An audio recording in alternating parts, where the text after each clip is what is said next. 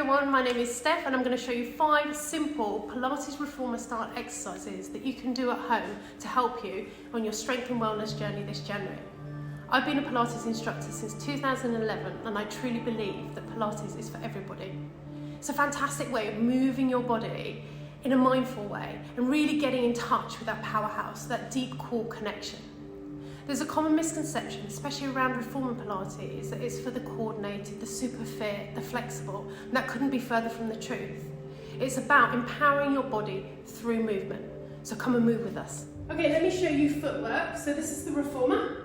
Footwork on the reformer is springs at the bottom, so that's your resistance, and your heels on the bar, and you press away, and you move it into different positions. Okay, let me show you how to do it at home. So this is your home exercise. So you bring your feet a little bit wider than the outside of your hips, bring your arms out in front of you, really feeling that deep core connection. So you are pressing on the ground, lengthening the crown of your head up towards the ceiling, and finding that deep core connection as you push up. So you exhale, inhale, exhale, inhale. So you can do about a set of 10 of these. And then bring your heels together and you press. Now as you're pressing, you're connecting with your inner thighs, that lower pelvic floor, really lifting those abdominals up. Feel as if you're connecting through the inside of your thighs, turning your thighs around as you're pressing up. Again, we're doing 10 of those. Lengthening, you feel your bottom go as well. So feel that connection through that back line. Great. And then if you want to, we can make it a little bit more challenging. So you could do 10 of these as well. Press. And putting it in. 10. Okay, on to the next one. Okay, for this exercise, you're going to need a cloth. Okay, so just a dry kitchen cloth will be fine. So, the reformer, the exercise is this one. It's called scooter. Pressing your bottom out behind you, lengthening through the crown of your head.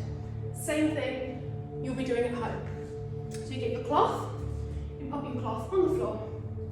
Now, make sure that you're standing in a nice square stance. If you're too narrow, then you're going to get a bit wobbly. So stick your bottom out behind you. Using those abdominals, really send those shoulders back. Put your hands on your tummy, just to remind you to pull your tummy in, lengthen that back leg. Most of the weight is in the front leg. So you're pulling it in, and press away.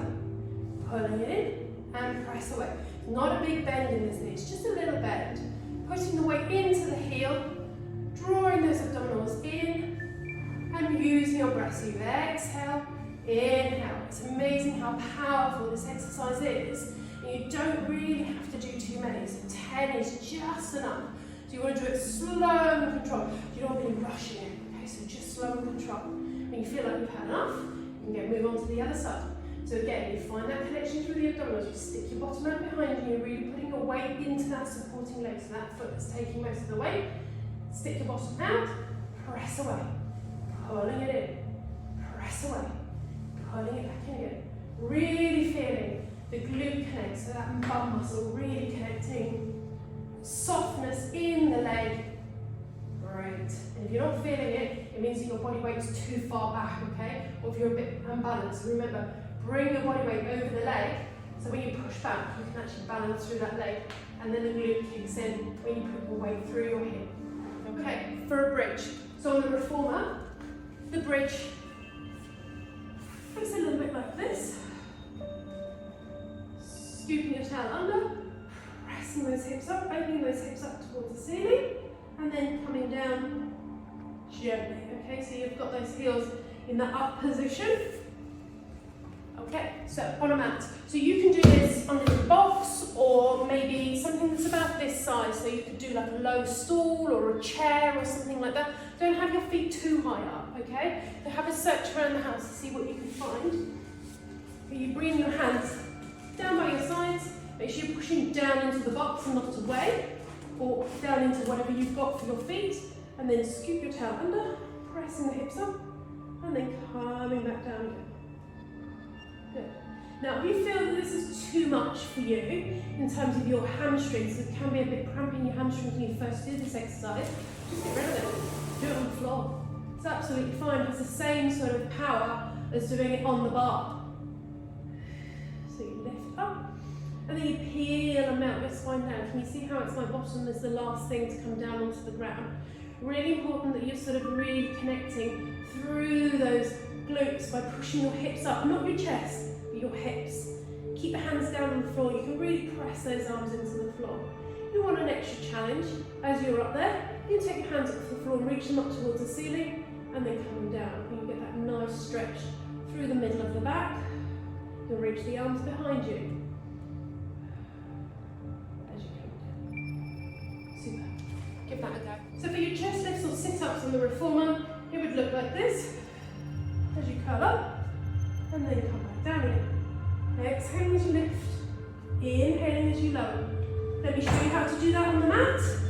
So remember, just pull your leather mat up, sit yourself down, lay back, reach your hands up, bring your hands over behind your head. If you find that the back of your front of your neck doesn't particularly like lifting, you can just pop your hands behind your head and curl up like this. For a little extra challenge, you can bring the arms by your side, really drawing those abdominals in as you exhale. And then, once you feel that you've got that, you can connect.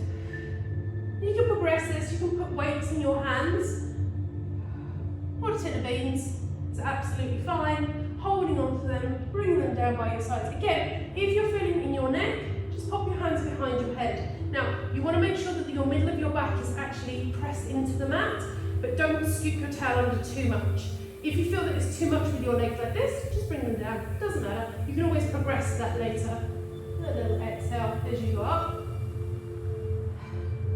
And then come back down again. So the arms in the reformer would look a little bit like this. Pressing back with the arms as you come back gently. Let me show you how to do that on your mat or on the ground. So you would sit into your heels like this. If you don't like sitting into your heels, it's absolutely fine. You can just sit on a chair or on a box or something that's off the floor. Reach it always forward so you can lift the arms behind you and then lengthen the arms behind you. Hold that nice position. So think about that posture that you want. Nice long neck, those open collarbones, reaching those arms, and then you do that little pulse at the end. Now make sure that your shoulder isn't rolling forward because you put too much pressure on the front of that shoulder, so lengthening, really connecting through the back of the arms. Nice little pulse, and you can kind of lift into it to find a deeper connection. So you do 10 of those. Another exercise, I'm going to turn around so you can see the angle. So you bring your elbows into your sides like this, and you reach forward, and then squeezing the armpits, lengthening through the crown of your